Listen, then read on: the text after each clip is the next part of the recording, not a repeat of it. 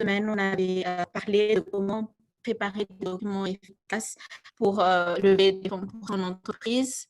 Jeudi passé, on a plutôt parlé du pitch ou du teaser et de comment répondre aux attentes des investisseurs. Et aujourd'hui, on va encore aller un peu plus loin et aborder un sujet encore plus technique qui est celui de la valorisation de son entreprise et de la préparation du modèle financier.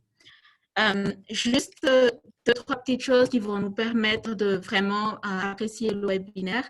Je vous demanderai de rester sur mute et de ne pas mettre votre vidéo à moins que vous preniez la parole. Je vous invite également à mettre vos questions et vos commentaires dans la chat box. J'y regarde régulièrement et on va répondre aux questions à la fin de la session. Également, pour vous qui êtes intéressés par d'autres opportunités, d'autres webinaires, on a beaucoup d'opportunités disponibles sur trades.com. Je mets le lien ici. Alors, dans la chat box. Pour vous, ceux ou celles qui ne connaissent pas encore, je vous invite à les inviter. Je vous invite à aller visiter notre site et à vous y inscrire. Vous pouvez avoir accès à tous les événements à venir chez Trade. Vous pouvez participer en ce moment de plus en plus d'activités virtuelles. Toutes les formations en ligne qu'on a sur différents sujets. Vous pouvez également avoir accès aux enregistrements des webinaires passés qu'on a eu. Donc, je vous invite vraiment à vous inscrire sur trades.com si vous ne l'êtes pas encore. Pour vous également, femme entrepreneur qui est intéressé à faire des investissements, on a actuellement, comme on l'a présenté lors du premier webinaire, quand on vient de lancer l'initiative TradeInvest. L'idée, c'est vraiment de faire un matchmaking entre les investisseurs responsables et les entrepreneurs. Donc, pour ceux d'entre vous qui sont intéressés par ces opportunités, je vous invite également à remplir le formulaire d'inscription suivant. Lisa, pourrais-tu, s'il te plaît, mettre le lien vers le formulaire d'inscription à Invest sur la chatbox? Je vais mettre. OK. Merci, Laetitia. D'accord. Et voilà. Donc, sans plus retarder, on va commencer la session. Comme d'habitude, je suis avec mes collègues Laetitia Johnson. Elle est aussi de Trade. Cathy également est parmi nous et notre expert d'aujourd'hui, M. Amélion, qui va vous parler du sujet d'aujourd'hui. Je te passe la parole.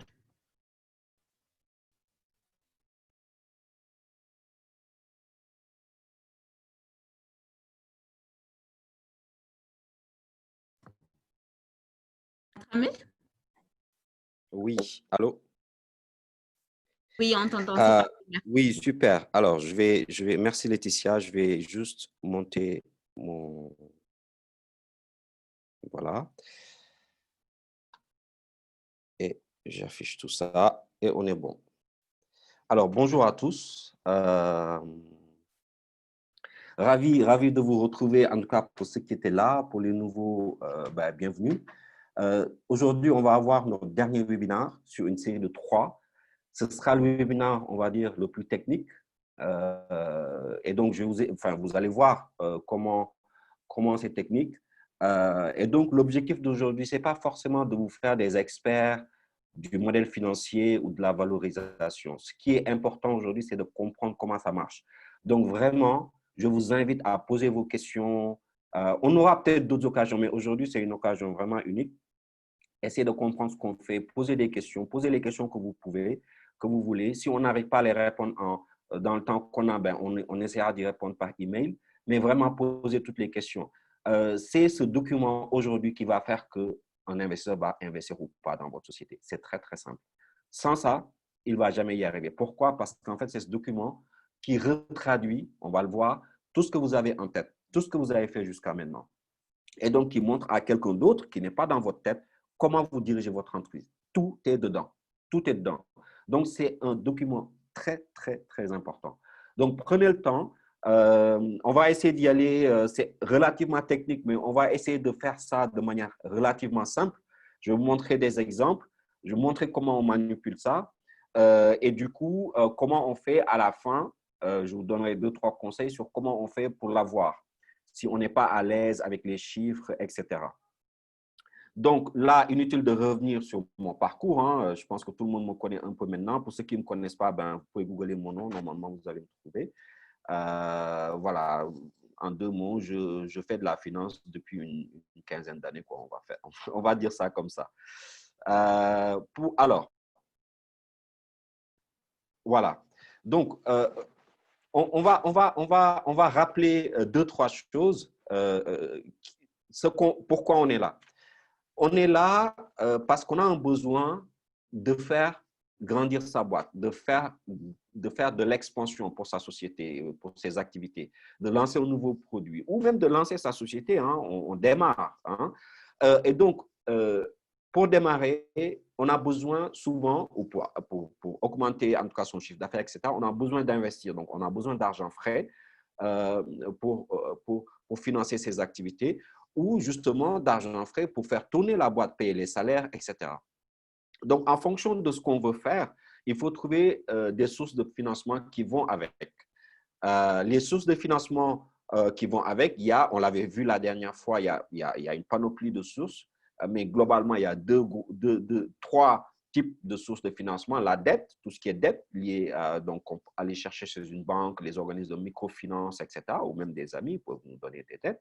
Il y a l'autofinancement, c'est-à-dire l'activité génère de l'argent qui permet de faire le financement, qui permet de financer le reste de l'activité, ou aller lever de l'argent en capital. La différence fondamentale, c'est que quand on lève de l'argent en capital, en échange de l'argent qu'on reçoit, on donne des parts de sa société. Donc, on reçoit X et on donne un certain pourcentage de sa société. Alors, ce certain pourcentage de la société, on va dire 20% de votre société, c'est 20% de quelque chose. 20% de quoi? C'est ce qu'on va voir aujourd'hui, la valorisation de votre société. Combien vaut votre société pour que vous puissiez dire, je peux vous donner 20% de ma société en échange de l'argent que vous allez me donner. Ça, c'est ce qu'on va voir.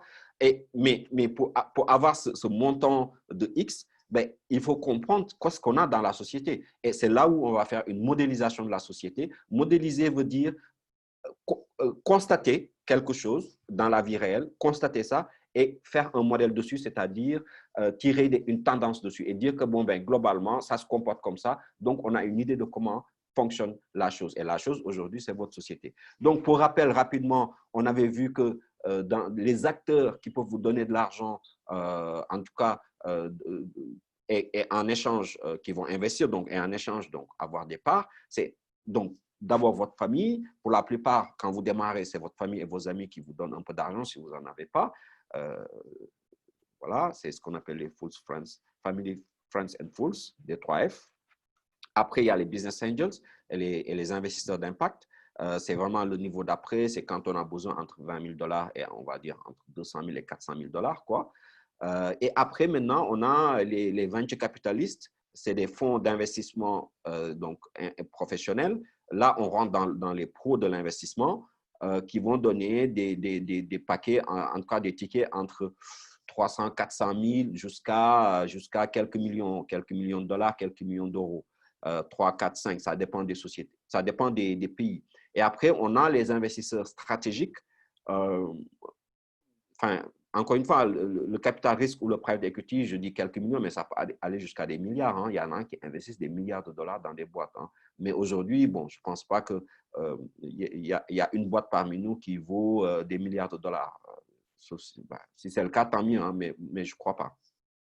Et après, maintenant, il y a ce qu'on appelle l'investisseur stratégique qui, lui, est plus intéressé par un actif que vous avez que par la rentabilité de votre société. Par exemple, vous avez développé une technologie, vous avez développé une manière de faire et que vous avez protégé. Et donc, pour acquérir ça, il va venir et acquérir votre société. En général, la différence fondamentale, c'est que l'investisseur stratégique va acquérir la majorité de votre société, presque 100% ou un peu moins, alors que l'investisseur financier, donc le private equity, les venture capitalistes, eux, ils vont acquérir une minorité. La plupart, ils ont une stratégie de minoritaire parce qu'ils ne vont pas faire tourner votre boîte, c'est vous qui allez le faire tourner. Donc, ils prennent juste une petite part et vous accompagnez à lever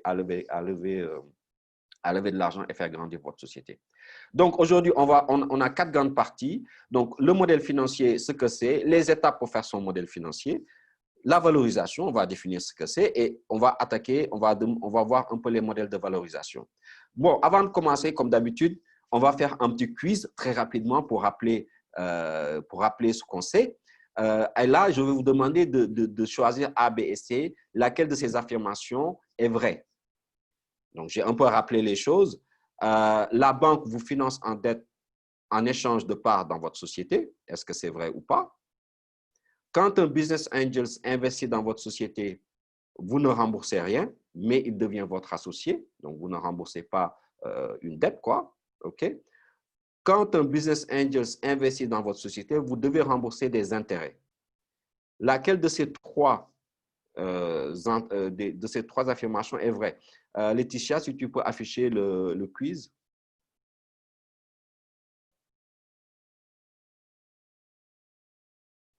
Voilà. Donc, choisissez parmi ces trois affirmations, laquelle est vraie très rapidement. On a beaucoup de slides aujourd'hui, donc on va aller un peu vite sur les quiz. On a pas mal de slides. Il y a certains slides, je vais passer dessus assez rapidement. Je les ai mis pour que vous les ayez et que vous puissiez les lire à tête reposée. Mais sur certains, je vais passer assez rapidement parce que c'est plus ou moins des choses que vous savez, mais au moins pour des questions d'archives, vous les aurez avec vous et vous pourrez les lire plus tard. Alors, allez-y rapidement. Bon, on a dit 50% dans B et 50% dans C. 38% dans C. Je m'y attendais un peu. S'il vous plaît, continuez rapidement à répondre pour ceux qui n'ont pas encore répondu. On a 56% de réponses. Très, très rapidement. Allez, on a 10 réponses sur 16. Voilà, 11. C'est très bien. C'est bon. Pour les derniers, s'il vous plaît, répondez. Voilà. Alors, très, très intéressant ce qui est en train de se passer sur cette question. Très, très, très intéressant pour moi. C'est vraiment intéressant d'avoir ces quiz parce que ça permet de voir ce que les gens ont compris, etc. Et donc, de repréciser les choses. Certaines questions sont faites exprès de ne pas être très, très explicites, justement pour donner un peu de latitude à celui qui répond ou à celle qui répond, d'analyser un peu les choses. Je pense qu'on va s'arrêter. On a déjà 16 réponses sur 17, ce qui est très, très bien. Donc, on a 56% de réponse B et 38% de réponse C. Donc, ça veut dire que, bon, la réponse 1, évidemment, c'est faux. La banque ne prend pas de part. La banque vous donne de la dette et vous payez vos intérêts et le capital qu'elle vous a prêté. Donc, voilà. Donc, elle ne prend pas de part. Donc, les deux suivantes, voilà, c'est là où on va. Mais c'est la réponse B qui l'emporte en réalité. Je vais donc répondre sur la réponse C. La réponse C, on a dit, quand un business angel investit dans votre société, vous devez rembourser des intérêts. Non, vous ne devez pas rembourser d'intérêts parce que quand on rembourse d'intérêts, les intérêts sont sur une dette. Les intérêts sont mis sur une dette. Donc, une dette, quand on reçoit une dette, on rembourse le capital qu'on a reçu plus les intérêts. Les business angels ne vous donnent pas une dette directement comme ça que vous remboursez comme une banque. Non.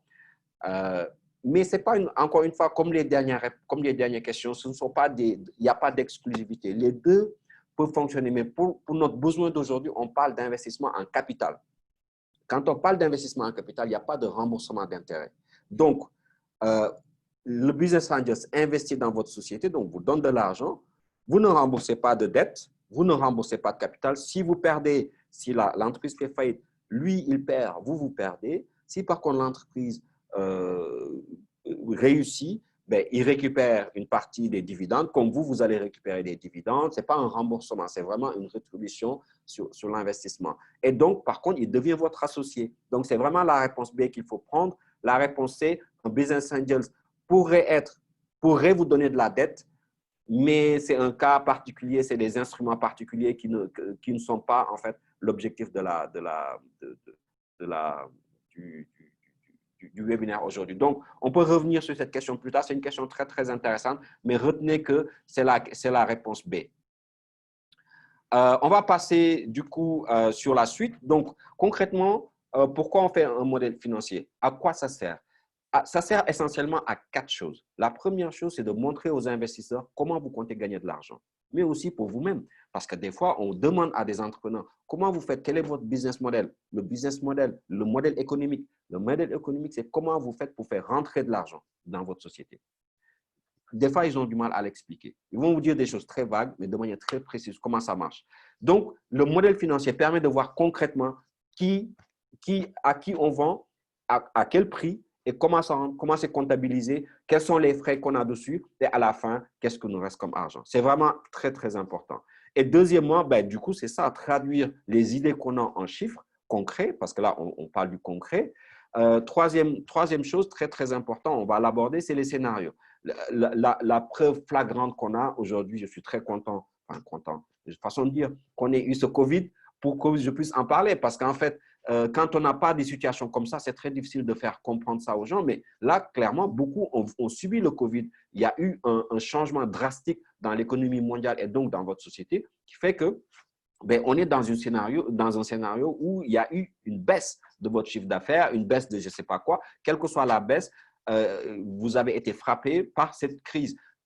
Et du coup, le modèle financier sert à modéliser ces choses-là. Quand il y a une baisse, qu'est-ce qui se passe? Est-ce que je suis toujours rentable? Quels sont les drivers de mon activité? Sur quel aspect je dois faire attention, etc., etc. Ça, on va le voir. Et dernière raison, c'est la planification de votre trésorerie. Je vous avais dit, je pense, dans le premier ou le deuxième webinaire, que la trésorerie, c'est la première cause de faillite des entreprises.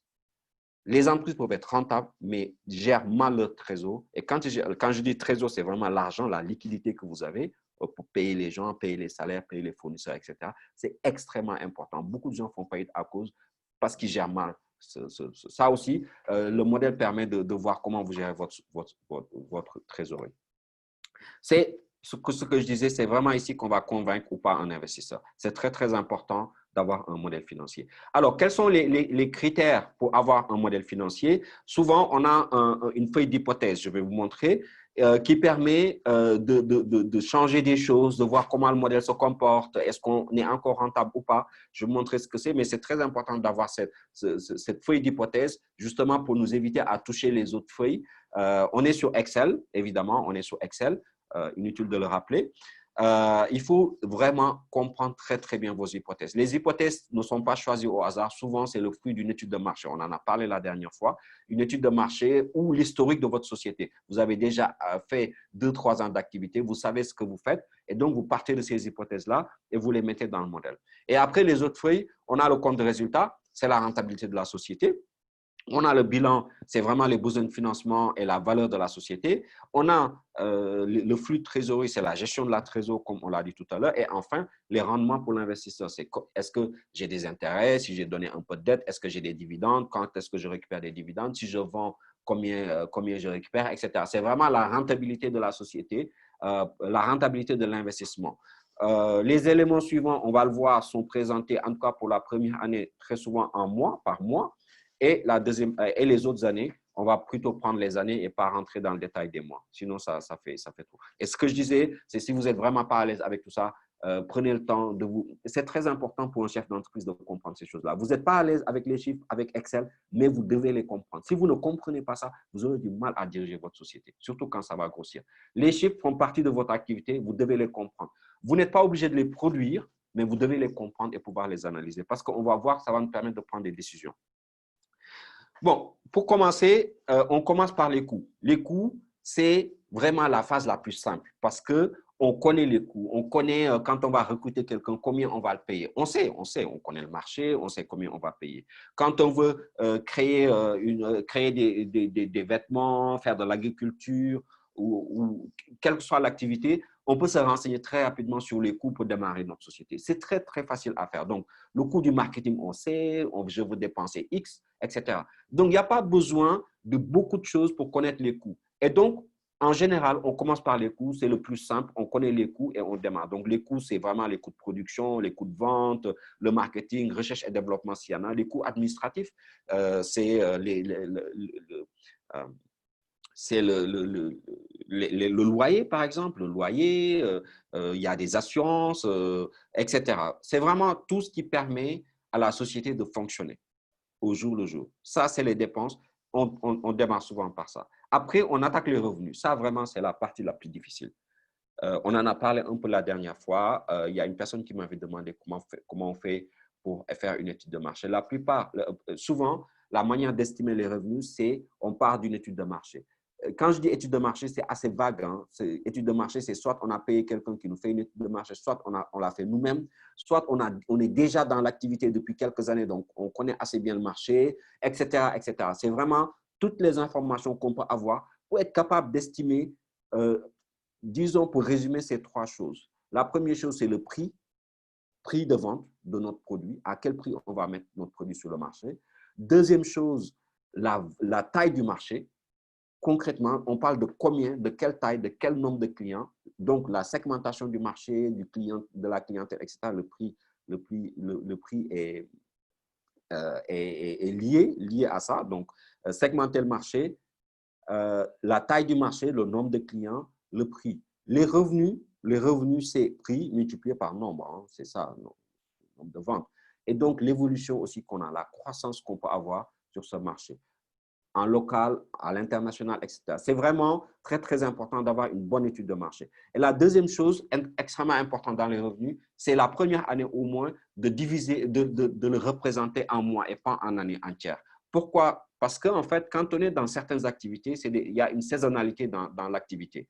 Quand on regroupe tout ça sur un mois, on a un seul chiffre, on ne le voit pas. Quand on est dans le secteur du tourisme, par exemple, on sait que pendant l'été, il y a beaucoup de l'été, l'hivernage, ou pendant l'hiver, en Europe, il y a beaucoup de touristes. Donc, du coup, ceux qui sont dans le secteur du tourisme ont beaucoup d'activités. Par contre, quand on est hors saison, il y a beaucoup moins d'activités. Pareil pour l'agriculture. Quand on fait de l'agriculture liée aux saisons, par exemple, certaines saisons, on a plus d'activités, d'autres, quand on récolte, on vend, mais quand on est en train de semer, ben, on ne vend pas. Donc, pendant cette période, il n'y a rien qui rentre, etc. Donc, du coup, le faire en mois permet à l'investisseur, en tout cas à la personne qui lit, de voir un peu comment évolue votre activité et donne une idée importante de votre activité. Ça, c'est encore très, très important. On va en parler peut-être rapidement du bilan. C'est que par exemple, il y a certaines sociétés, par exemple, qui vont arrêter leur bilan. Bon, globalement, je pense que vous le savez, vous arrêtez votre bilan le 31 décembre de l'année. 90%, 99% des gens font ça. Il y a certaines sociétés, par contre, qui vont arrêter leur bilan quand l'activité est au plus haut. Par exemple, au mois de septembre ou par exemple au mois de janvier ou au mois de novembre. Quand leur activité est plus haut, pourquoi? Parce qu'en fait, c'est là où ils ont le plus d'argent et donc c'est là où le bilan est le plus gros. Donc, quand on va présenter notre société à des investisseurs, c'est là où on va voir, par exemple, que, bon, après, l'investisseur n'est pas fou, hein, c'est des choses qu'il voit, hein. Mais en tout cas, on habille la mariée comme on dit, quoi. Voilà. Tout est beau, on a beaucoup d'argent et c'est à ce moment-là qu'on va présenter les choses. Très rapidement, un exemple que j'avais montré la dernière fois aussi sur une estimation de revenus de Airbnb en partant de l'analyse du marché, en disant qu'on a 2 milliards potentiellement d'individus capables représentant le marché. De ces 2 milliards, finalement, on n'a que 10 millions qui représentent vraiment notre marché immédiat, des gens qu'on peut avoir immédiatement. Et vu que notre modèle, c'est de prendre 10% pour chaque transaction, ce qui représente $20 par transaction fois 10, ça fait 200 millions. Donc là, moi je lis ça, je suis investisseur, je dis, OK, cette personne connaît vraiment bien son marché. Donc, je ne vais pas m'attarder dessus. On l'avait déjà vu la dernière fois, mais c'était juste une manière de vous montrer comment on fait l'estimation des revenus. C'est vraiment la partie la plus difficile.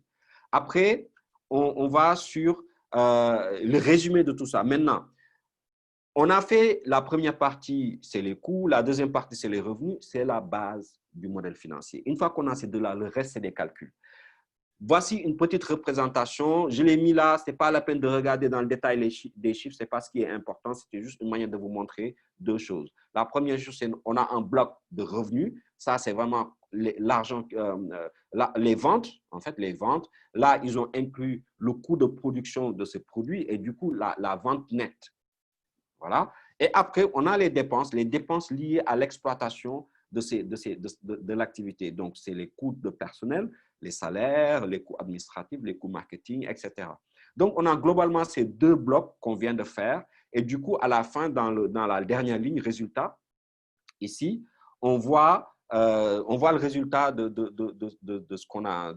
Est-ce que c'est positif? Est-ce que c'est négatif? Là, on voit clairement que la première année et la deuxième année, vous voyez, la première partie, c'est Q1, Q2, Q3, c'est les trimestres. Donc, les 3 premiers trimestres, on est sur l'année 1. On perd de l'argent. Ça veut dire que quand on résume l'année 1, year 1, Y1, on a moins 52 000. Donc, on perd de l'argent. Année 2, on perd de l'argent et c'est à partir de l'année 3 qu'on commence à gagner de l'argent. Ça sert à ça. Hein. On regarde maintenant où est-ce qu'on perd et après, on se dit, OK, donc, pour éviter de faire faillite la première année, ben, je vais lever 52 000, par exemple, la première année. La deuxième année, ben, je vais lever 32 000. Et après avoir levé cet argent, normalement, je commence à faire du chiffre. Mais ça, je ne vous apprends rien, vous le savez déjà. Là, on ne fait que prendre ce que vous savez et le mettre dans un fichier Excel. Maintenant, une fois qu'on a résumé ça, on va dire de combien j'ai besoin maintenant. J'ai un peu abordé la chose. Concrètement, c'est au niveau, ici c'est en anglais, le cash flow statement, c'est le flux de trésorerie, le tableau de trésorerie. C'est dans le tableau de trésorerie qu'on voit clairement de combien on a besoin. Dans le tableau de trésorerie, on a généralement 3 grandes activités. La dernière, je ne l'ai pas mis, c'est l'activité de financement parce qu'il y a 0 dessus. Mais on a l'activité d'opération, c'est-à-dire les revenus générés de vos activités. Là, on voit que la première année, on a moins 300 000. La deuxième année, on a moins 172 000. Donc, les 2 premières années, l'activité de génération notre activité opérationnelle génère un chiffre négatif. On perd de l'argent. C'est à partir de la 3e année qu'on commence à en gagner. Et après, on a l'activité d'investissement, c'est-à-dire l'argent qui a été investi pour démarrer l'activité. Évidemment, l'investissement est négatif. Quand on représente ça, c'est de l'argent qu'on dépense. Et du coup, l'activité nette, ici, on voit que les 2 premières années, on perd de l'argent. Quand on fait la somme des 2 premières années, on arrive à 692 000. 692 000, c'est le besoin qu'on a. C'est vraiment ça qu'on va dire, voilà, moi, pour démarrer mon activité ou pour faire ce que j'ai envie de faire, la raison pour laquelle je suis venu vous voir, vous, investisseurs, c'est que j'ai besoin de 692 000 et voilà comment je ventile mes 692 000. J'en ai besoin pour faire tourner ma boîte pendant les 2 premières années et faire de l'investissement. OK? Ça on va voir ça aussi rapidement dans le modèle que je vais vous montrer. La 5e étape, c'est le retour sur investissement. Honnêtement, c'est difficile, ça va être difficile pour quelqu'un d'investir dans vous si vous ne lui dites pas combien il va gagner. Hein. Et il y en a beaucoup plus, hein, mais il y a 3, quand vous envoyez vos chiffres à un investisseur, il en a 20, 30 choses qu'il va regarder. Mais il y a précisément 3 choses qui permettent de prendre une décision d'investissement. C'est la valeur actuelle nette. La valeur actuelle nette qu'on appelle la VAN, que vous connaissez peut-être, c'est une estimation des flux futurs aujourd'hui. Quand je mets de l'argent et quand on fait tourner la boîte avec le scénario qu'on a prévu, dans 5 ans, combien je vais gagner? Et si je rapporte ça aujourd'hui, combien ça vaut? Si c'est positif, ça veut dire que je gagne de l'argent. Si c'est négatif, ça veut dire que je perds de l'argent. C'est très important, très efficace et très simple. La période de remboursement, payback period, ça veut dire, quand on dit remboursement, ce n'est pas le remboursement de la dette, c'est remboursement de l'argent qui a été investi. Pas pour moi, investisseur, mais pour la société. Quand est-ce que la société récupère l'argent qui a été investi? Ça, c'est extrêmement important parce qu'en fait, les investisseurs, quand ils investissent, ils ont une limite. Ils vont vous dire, bon, moi, j'investis, normalement, j'aimerais sortir dans 3, 5, 10 ans. Quand ils disent que j'aimerais sortir dans 5 ans et que votre période de remboursement est supérieure à 5 ans, ils ne vont pas investir. Pourquoi? Parce qu'ils vont se dire qu'ils ne vont pas récupérer leur argent quand ils en auront besoin. Donc, du coup, c'est très important de dire, voilà, quand on investit tant, aujourd'hui, dans 3 ans, on va commencer à gagner de l'argent. Ici, dans l'exemple que j'ai, ici, dans Payback, vous voyez que l'investissement est 200 000. De 200 000, on enlève les 44 000 qu'on gagne la première année, il reste 155. On enlève les 50 000 de la deuxième année, il reste 104, etc., etc. C'est vraiment à la 4e année qu'on a un chiffre négatif ici. Donc, c'est à la 4e année qu'on a déjà récupéré l'argent qui a été investi, les 200 000, et les 200 ou 200 000, 200 en tout cas ici. Et c'est là où on commence. Et donc, un investisseur qui investit va se dire, OK, c'est à partir de la 4e année que je gagne de l'argent. Donc, si je veux sortir avant la 4e année, ce n'est pas le business dans lequel je vais investir. Et enfin, le dernier, c'est le TRI, c'est le taux de rendement interne. Il faut le comprendre comme un taux d'intérêt. En gros, le TRI, c'est un pourcentage de rentabilité annuelle de la société. Ici, 16,95, ça veut dire que tous les ans, l'activité fait un chiffre de 16%, de 17%. On peut le comprendre comme un intérêt, un taux d'intérêt, etc. Plus c'est bas, moins c'est bon. Et en général, quand ce taux est inférieur au taux d'un dépôt bancaire, c'est-à-dire que moi, je mets de l'argent dans votre société qui est risqué. Si moi, je dépose mon argent à la banque qui n'est pas trop risqué et que j'ai plus que ce que je mets, et je gagne plus que ce que je vous donnerai, ben dans ce cas, je mets de l'argent à la banque. Je m'explique. Si je mets de l'argent à la banque et que ça me rapporte 20%, quel que soit l'instrument que j'utilise, et que chez vous, je mets, ça me rapporte 15%, la banque, j'ai beaucoup moins de risques. Donc, du coup, je vais mettre l'argent dans la banque. C'est pour ça que le TRI est très important. Le plus élevé, il faut que ce soit le plus élevé possible. En général, les investisseurs regardent quelque chose entre 15% et 25%, en général, surtout en Afrique. Dans des pays plus développés, aux États-Unis, en Europe, c'est beaucoup moins, évidemment. Mais voilà, c'est dans ces eaux-là. Le modèle financier nous permet de voir ces choses-là. Après, maintenant, extrêmement important, les scénarios. Là, on est clairement dans le cas du COVID. Qu'est-ce qui se passe s'il se passe quelque chose? Si dans le pire des scénarios, c'est vraiment le COVID là, qui arrive, on ne contrôle pas, on ne sait pas ce qui se passe. Concrètement, si le COVID arrive, est-ce que ma société va survivre ou pas? Dans le meilleur des scénarios, si tout se passe très, très bien, etc., est-ce que je m'en sors? Oui, je m'en sors ou pas. Dans le scénario le plus probable, c'est-à-dire que la tendance globale du marché, ce que font mes concurrents. Si je fais ce que font mes concurrents, est-ce que je m'en sors aussi? Oui, non. Ça, c'est des réponses que le modèle va vous montrer. Et donc, on va voir tout de suite ce que c'est un modèle et comment on va faire ces scénarios-là. Donc, je vais juste partager, je vais arrêter le partage et vous partager un modèle financier et vous montrer comment c'est. Alors, j'aimerais que, Nidiane, que vous me disiez, qu'est-ce que vous voyez? Est-ce que vous voyez le fichier Excel pour être sûr qu'on se voit, on voit les mêmes choses? On voit le fichier à travers. OK, super. Alors, un modèle financier, très rapidement, c'est à peu près ça. Hein. Donc, c'est une page d'hypothèses où on a des hypothèses. Je vais rentrer un peu dans le détail avec des chiffres. En jaune, en gros, c'est les choses qu'on peut rentrer à la main. Le reste, c'est du calculé. Après, on a le compte de résultats ici, c'est ce que je disais. Bon, je vais augmenter un peu pour que vous voyez. Mais encore une fois, l'idée n'est pas que vous regardiez dans le détail les chiffres, c'est juste pour qu'on voit la structure. Donc là, on voit la première année, deuxième année, etc., ce qu'on gagne. Et à la fin, on a le résultat net. Et on voit que les 2 premières années, on perd de l'argent. Après, on a le cash flow statement, c'est le compte de trésorerie. Là aussi, je vais augmenter un peu, qu'on voit de quoi on parle. Donc là, on a les opérations. Donc, des opérations, on perd de l'argent la deuxième année. Après, on a l'investissement. Et après, on a ce qu'on appelle le financement. Le financement, ici, on verra que ça, enfin, dans cet exemple, on a reçu des subventions. En fait, on a reçu des subventions et donc, on les met dans la case financement. Et là, on voit que quand on met tout ça, bon, ben, la première année, finalement, on s'en sort, on a 200 000 et la deuxième année, on perd de l'argent. Mais en réalité, ce qui est important, c'est le cash qu'on a à la banque.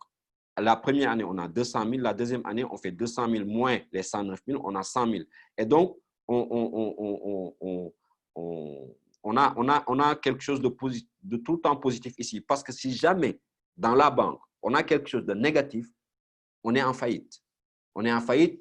Je généralise en disant ça. Après, la banque peut vous octroyer des facilités, etc. Mais globalement, on ne doit pas être négatif dans son compte bancaire.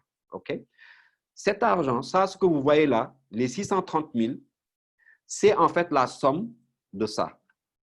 Et donc, sans ça, si on n'avait pas levé ces 630 000, on aurait des choses négatives ici. Et donc, on serait complètement en négatif. Donc, c'est très important le tableau de trésorerie. Et après là, on a le bilan. Le bilan, c'est les actifs et le passif. Très important, ce n'est pas l'objet du séminaire qu'on a aujourd'hui, mais je vais vous dire un petit truc. Quand on regarde un bilan, on regarde le chiffre qui est là, le total des actifs, et on regarde le total du passif. Si les deux chiffres ici pour la même année sont différents, c'est qu'on a un faux bilan. Le bilan ne fonctionne pas, il n'est pas bon. Il faut que ce soit exactement la même chose. Ça, c'est le premier test. Quand vous envoyez quelque chose, le premier test qu'un investisseur regarde. Si c'est faux, il va vous dire que votre modèle est faux. Tout de suite, il ne va même pas regarder le reste. Donc, on a des tests comme ça, de petits tests qu'on regarde. Pourquoi? Parce que votre total d'actifs doit être égal à votre total de passifs. Bon, après, il y a d'autres feuilles qu'on met. Là, c'est comment on va utiliser les fonds, etc., les produits, le coût. Et là c'est vraiment une feuille de calcul. C'est là où on va faire tous les calculs. Vous voyez, il y a beaucoup de choses. Inutile de rentrer dans le détail de ça. Tout ce que je voulais vous montrer, c'est on revient sur la page des hypothèses, ici. Alors, ce que je veux que vous regardiez, on va faire ça en 2 minutes très rapidement, c'est ça, Financial Summary. C'est vraiment les retours sur investissement. Donc ça, je l'ai copié ici. C'est ces chiffres-là. Donc, je vais modifier certaines choses et vous allez voir l'impact de ce que je vais modifier. OK? J'ai préparé le modèle pour ça. Hein. Normalement, on n'a pas tout ça, toutes ces choses-là. Moi, s'il te plaît. Allô? Oui, excuse-moi. Est-ce que tu pourrais ralentir un peu? Oui. Les participants ont un peu du mal à suivre. À suivre. OK.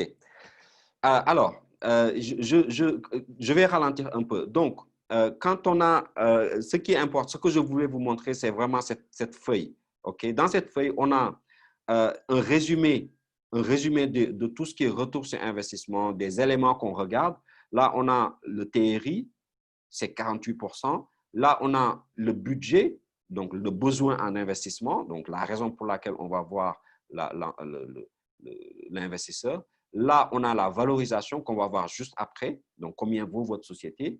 Et là, on a la VAN, Net Present Value, qui est quand j'investis aujourd'hui dans 5 ans ou dans 7 ans, combien je récupère.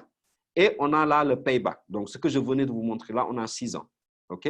Là, c'est juste un graphique qui montre en fait le cash flow, l'argent qu'on a de disponible.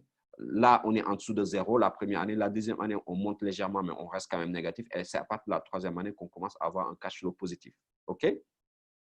Cette société, c'est une société qui vend des kits solaires, donc qui achète des éléments séparés, qui les assemble et qui revend la chose. Les kits solaires sont composés de panneaux solaires, de batteries, etc. et de toute la panoplie pour vraiment vendre ça à des familles pour l'utiliser. Et donc, le coût d'achat de l'ensemble et de la main-d'œuvre vaut $100. Eux, ils ont décidé de les vendre à $180. Donc, ils font 44% de marge. Donc, les 44% de marge sont censés couvrir le reste des frais. Je vais revenir un peu sur ces frais-là. Là, par exemple, sur les frais, on a les salaires. OK? Vraiment, voilà. Sur les autres frais, on a les frais de marketing.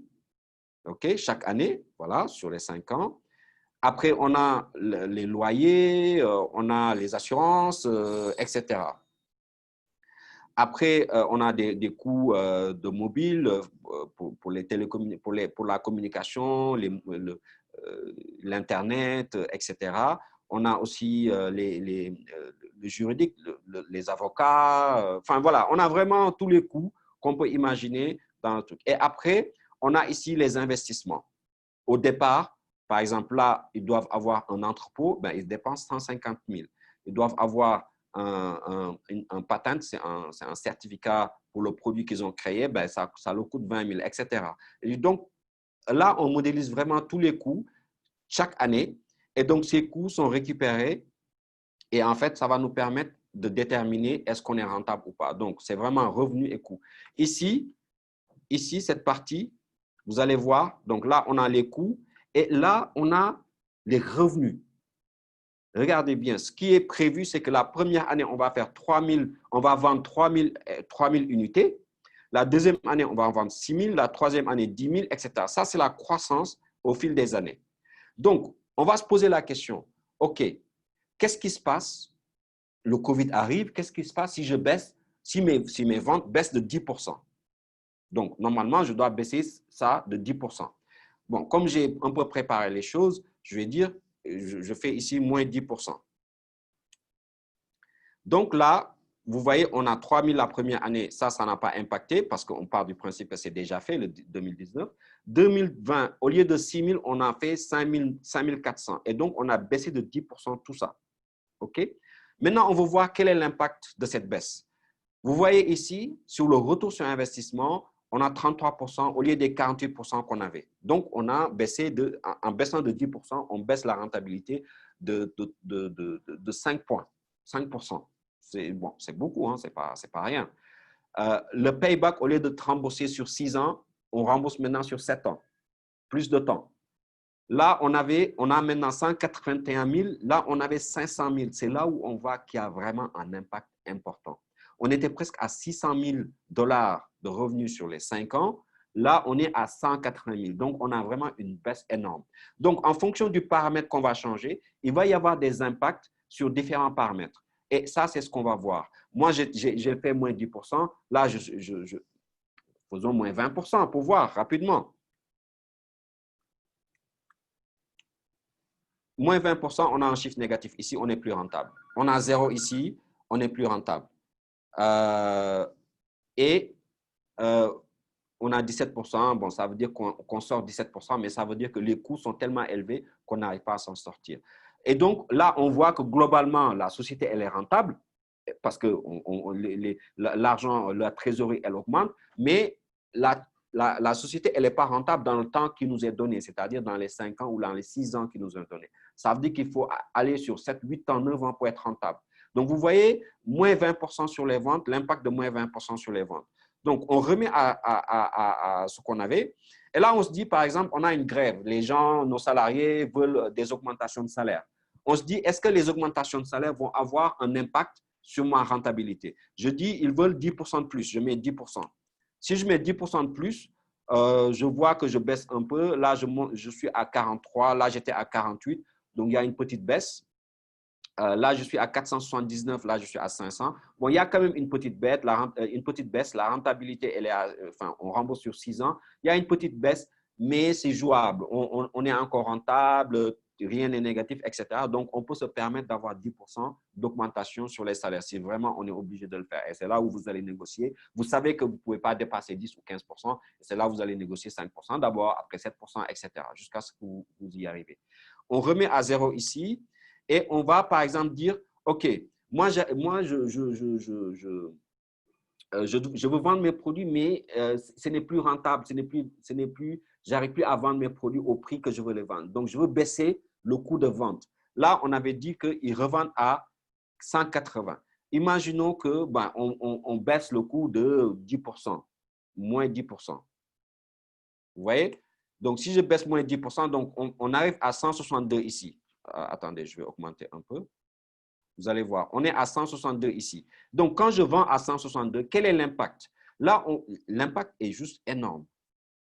Là, on voit qu'au lieu de 48 qu'on avait ici, OK, on a 29. Presque, on divise pas par 2, mais presque. Là, on va sur 7 ans. Là, on est à 86 000. On est limite pas rentable. Donc, rien qu'une baisse de 10% du prix de vente, mais détruit complètement notre rentabilité. Ça veut dire que notre business est extrêmement sensible au prix de vente. Extrêmement sensible. Donc ça, quand on le sait, on va faire très, très attention à ça. Donc, il y a globalement, le modèle, il sert à ça. Il sert à tester des scénarios, à diminuer des choses, augmenter des choses. Et là, on commence à apprécier. On sait que 10% d'augmentation dans le salaire impacte, mais pas beaucoup. Donc, on peut se permettre. Donc, ce n'est pas très significatif, ce n'est pas très sensible à ça. Par contre, c'est extrêmement sensible au prix, le prix de vente. Et évidemment, ça va être extrêmement sensible au prix d'achat. Hein. Si on arrive à baisser le coût d'achat du matériel, évidemment que ça va augmenter la rentabilité. Donc, le prix est extrêmement important. On avait vu aussi que les ventes, quand on baisse sur les ventes, ben ça a un impact. Mais ça, on sait qu'en général, les ventes, le prix, etc. sont très sensibles dans une société. Mais comment est-ce que c'est sensible? À quel niveau? C'est ce modèle qui vous permet de dire ben, une baisse de 10%, une baisse de 5%, une baisse de 20% va impacter votre rentabilité. Ça sert à ça un modèle financier. C'est extrêmement utile. Les gens l'utilisent, les investisseurs l'utilisent. Que vous envoyez un modèle ou pas, eux, ils vont faire leur modèle, ils vont tester votre société. Je vais aller rapidement parce qu'on est on a passé un peu de temps là-dessus. Donc, je vais revenir sur la présentation. Et donc, on va avancer. Il nous reste, donc, on a regardé un peu le modèle et à quoi sert un modèle financier. Donc, on va voir maintenant comment on fait une valorisation.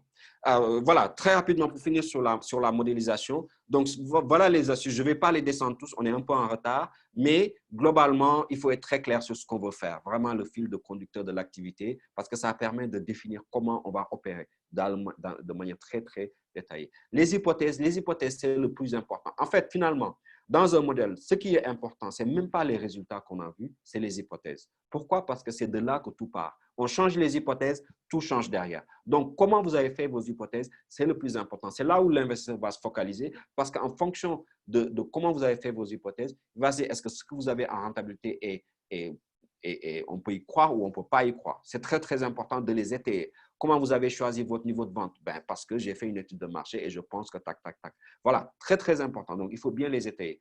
Après, il faut être optimiste et pas trop réaliste. Dans les modèles, c'est un fichier Excel, on peut faire ce qu'on veut. On peut rajouter ce qu'on veut. On peut dire qu'on va faire, on va exploser le marché. Mais en réalité, est-ce que vous allez le faire? Évidemment que non. Donc, il faut être le plus réaliste possible aussi. Il faut faire très attention à ce que l'investisseur recherche. Il faut se demander quel est votre retour sur investissement. Il va vous dire, moi, je vois sortir dans 5 ans. Donc, vous optimisez votre modèle pour que dans 5 ans, il s'en sorte. Sinon, il ne va pas investir. C'est des choses comme ça, il faut faire attention. Après, il faut voir le niveau de détail qu'on va montrer. Les projections, il faut les faire en 3 et 5 ans. Au-delà de 5 ans, ça commence à être difficile. Le plan de trésorerie, encore une fois, il faut le mettre sur une base mensuelle et chercher de l'aide si vous en avez besoin. Ce que je viens de vous montrer, ça peut prendre entre quelques jours et quelques semaines à faire, suivant la complexité de votre société. Quand c'est assez complexe, souvent, il faut demander à un expert de le faire. Il y a des templates qui existent sur le marché en fonction des industries qu'on peut télécharger gratuitement. Si vous avez un comptable, un directeur financier, quelqu'un qui est à l'aise avec les chiffres, il peut l'adapter et faire le modèle de votre société. Mais vraiment, n'hésitez pas à aller chercher de l'aide. Maintenant, comment on va valoriser votre société? Globalement, oui, rapidement, on va faire un quiz. Laetitia, si tu peux nous aider pour faire le quiz. Laquelle de ces affirmations suivantes est vraie? On va prendre 30 secondes parce qu'on est très en retard. La valeur d'un produit est égale à son prix. La valeur d'un produit est égale à son prix. La valeur et le prix représentent la même chose. Le prix est une représentation de la valeur. La valeur est différente du prix et il n'y a aucun rapport entre les deux. D. Et E, la valeur est une représentation du prix. Donc, dans C, j'avais dit le prix est une représentation de la valeur. Et là, dans E, je dis la valeur est une représentation du prix. S'il vous plaît, validez ça rapidement. C'est très important pour la suite parce qu'en fait, c'est de ça qu'on va parler. C'est quoi la valeur? C'est quoi une valeur de votre société? Et moi, j'ai besoin de savoir, voilà, qu'est-ce que vous savez, qu'est-ce que vous ne savez pas. Comme ça, je vais expliquer un peu plus en détail. Allez-y, allez-y, on est à 7 sur 24. Bon, voilà, il y a de la marge, quoi. Allez-y, allez-y, allez-y. 9, 10 sur 24, très bien. Le prix, donc, ouais, globalement, ouais, voilà.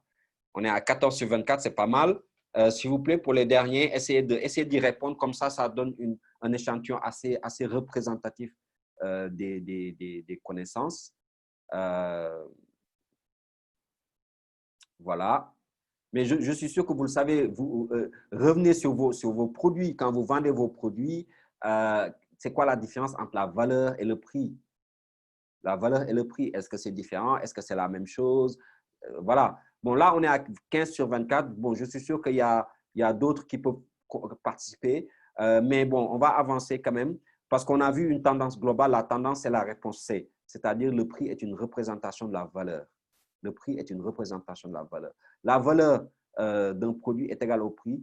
Non, non. La valeur, on va le voir. On va voir ce que c'est une valeur. La valeur est différente du prix et il n'y a aucun rapport. Évidemment que non, les deux sont complètement liés. Les deux sont liés. La valeur est une représentation du prix. Pas vraiment. C'est plutôt le prix qui va être la conséquence de la valeur. Mais bon, on peut le comprendre. Mais en tout cas, c'est le prix qui va être la conséquence d'une valeur. Donc, on va arrêter on va arrêter le quiz. Merci Laetitia. Donc, on va fermer. Voilà. Alors, on va fermer ça. Et puis, on avance. Donc, la différence, valorisation. La valeur est différente du prix. Clairement, c'est deux choses qui sont différentes. Concrètement, c'est quoi la valeur? La valeur, c'est une perception. Quand on veut vous vendre quelque chose, vous regardez la chose et vous vous dites, ça vaut, pour moi, ça vaut tant. Pour vous, ça vaut tant. Pourquoi? Parce que vous y mettez de l'émotion, de l'historique, etc. Et vous vous dites, moi, je pense que je peux l'estimer à tant. L'autre qui vous vend vous dit, non, non, non, ça vaut tant parce que lui aussi, ben, il a passé des nuits à créer son produit, etc., etc. Donc, vous avez une différence de perception de ce que vaut le produit. On n'a pas encore dit le prix, hein, de ce que vaut le produit. Le prix, ça va être une conséquence d'une discussion de perception. Et là, vous arrivez à un prix qui va être un accord. Est-ce que le prix, c'est vraiment la valeur du produit? La valeur est individuelle. C'est une perception de la chose. Le prix, c'est juste un accord qu'on a sur cette perception. Donc, le prix est une conséquence de la valeur. Et quand on achète quelque chose, ça, il faut le savoir. Ce qui détermine un achat, qu'est-ce qui fait que quelqu'un achète un produit? C'est très, très important ce que je vais dire. Si la valeur perçue est inférieure, si la valeur perçue est supérieure au produit, il ne va pas acheter. C'est très, très important. Quand vous vendez et que la valeur perçue, celui qui va acheter, perçoit moins de valeur que le prix, c'est-à-dire le prix est trop élevé, il ne va pas acheter. Donc, il est très important que l'acheteur ait l'impression de faire une bonne affaire. Une bonne affaire, c'est-à-dire qu'il a payé un prix qui est inférieur à la valeur. C'est ça qui détermine, c'est vraiment, psychologiquement, c'est ça qui détermine, qui déclenche un achat. Donc, dans votre discours, dans ce que vous allez faire, il faut toujours donner l'impression d'une valeur élevée et d'un prix bas. Dans le monde du luxe, ils font très bien ça. Quand vous achetez un produit, quel que soit le prix, vous vous dites, ah non, il y a plus je gagne plus en portant ce que j'ai acheté que le prix que j'ai dépensé. C'est exactement comme ça que ça marche. Donc, il faut faire très attention entre la valeur et le prix. La valeur est une perception, le prix est négocié. Pourquoi? Parce qu'en fait, on essaie de valoriser une société. On va valoriser la société, on va mettre une valeur dessus, donc un montant dessus, un prix. Le prix est négocié. Quand vous venez voir un investisseur, vous lui dites ma société vaut tant, il va vous dire non, non, non, moi je pense que votre société vaut tant. Pourquoi? Parce que j'ai ça, ça, ça et ça. Finalement, vous négociez, il y a des arguments, une argumentation et vous déterminez un prix final. Et c'est là qu'il va dire, OK, je vous paie tant contre tant. Ça, c'est un prix négocié qui représente une négociation de la valeur. Mais la valeur perçue est souvent supérieure au prix qu'il a payé. Sinon, il ne va pas payer. OK?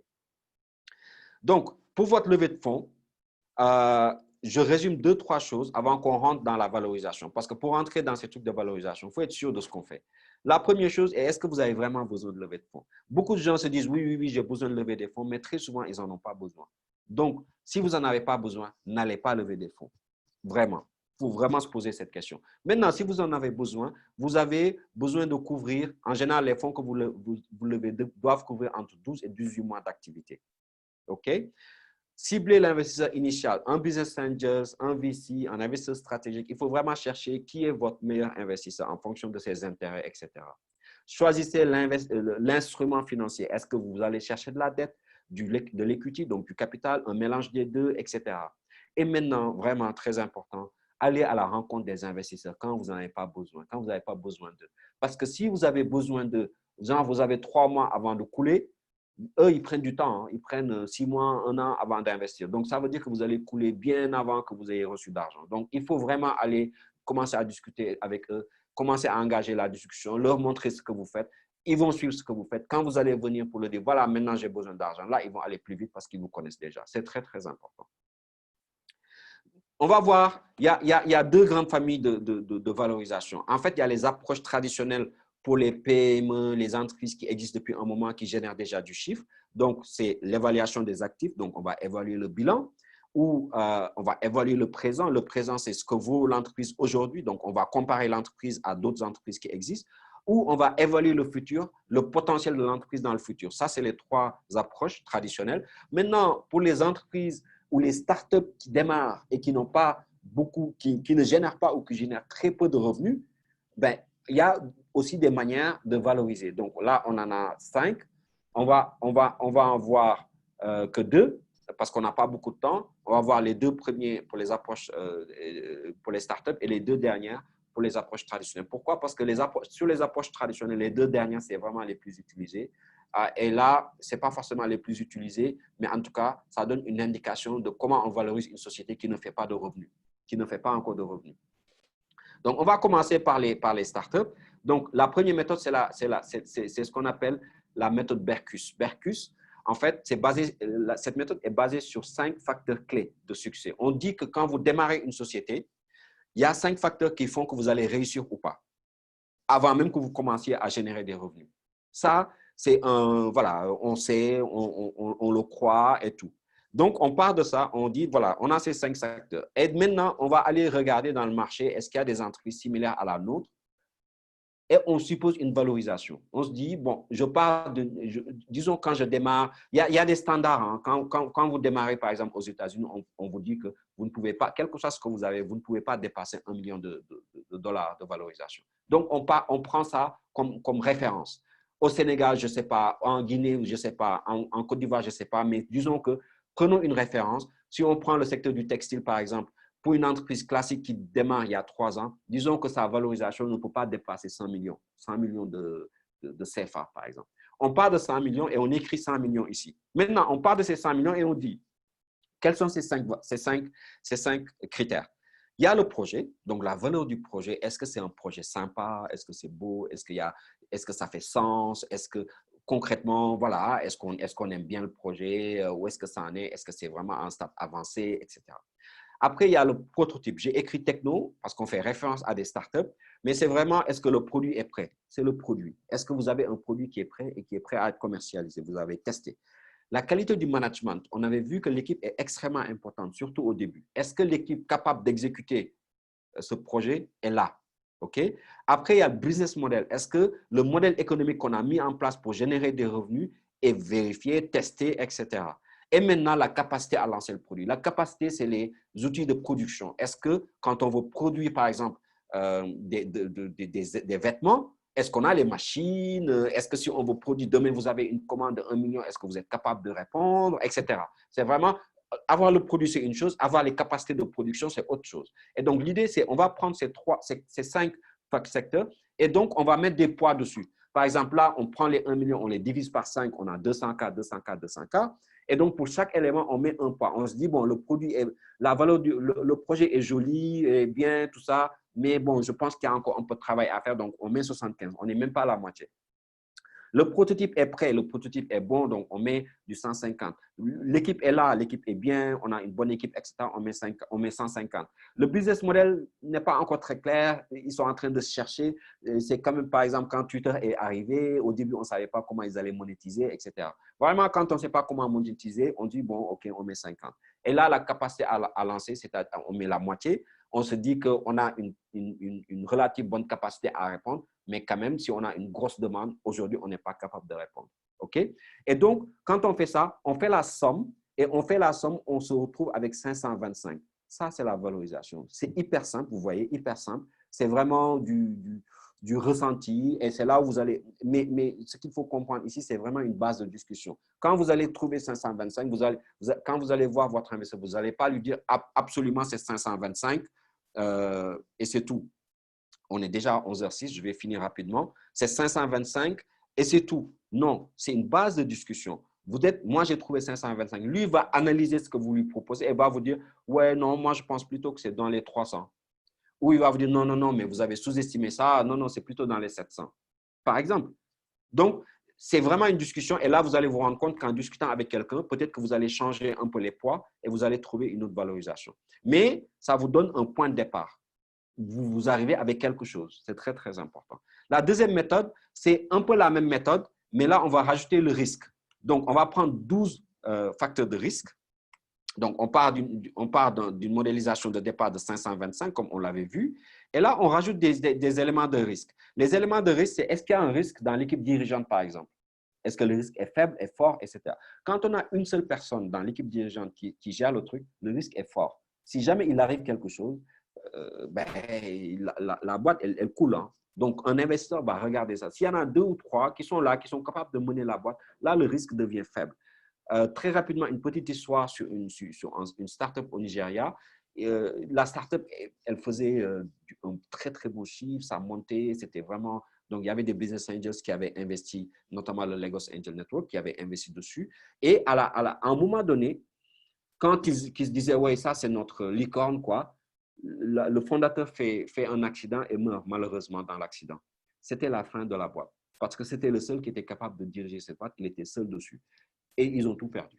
Donc, vraiment, très, très important, ils vont assesser, ils vont traiter ça. Après, est-ce qu'il y a des risques politiques? Est-ce qu'il y a un risque commercial, industriel? Est-ce qu'il y a un risque judiciaire? Est-ce que vous êtes dans le secteur de la santé, par exemple? Le secteur de la santé, c'est des choses, il faut vraiment regarder. Est-ce que vous ne faites pas dans le secteur de la nourriture, par exemple, l'agrobusiness? Quand vous donnez de la nourriture à des gens, est-ce que les gens ne vont pas tomber malades? Si ils tombent malades, on peut vous attaquer. Donc, c'est des éléments auxquels les gens font attention. Et donc, en fonction du niveau de risque, faible ou fort, on met un pas. Là, on a mis un pas de 100, mais en fait, vous pouvez mettre le pas que vous voulez, 200, 300, etc. Et à chaque fois qu'on a un faible, on enlève. À chaque fois qu'on a faible, on rajoute 100.